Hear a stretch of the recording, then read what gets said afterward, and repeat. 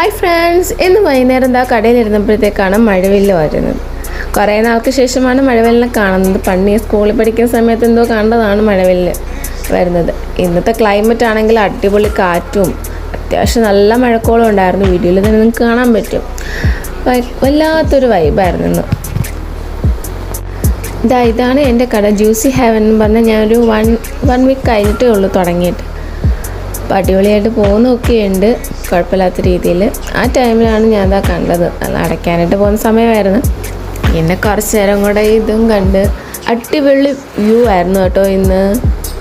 എന്താ പറയേണ്ടതെന്ന് എനിക്കറിയത്തില്ല, ഒരു രക്ഷയില്ലാത്ത അടിപൊളി വൈബ് എന്ന് വെച്ചാൽ അടിപൊളി വൈബ്. നിങ്ങൾക്ക് ആ വീഡിയോ കാണുമ്പം തന്നെ അറിയാം.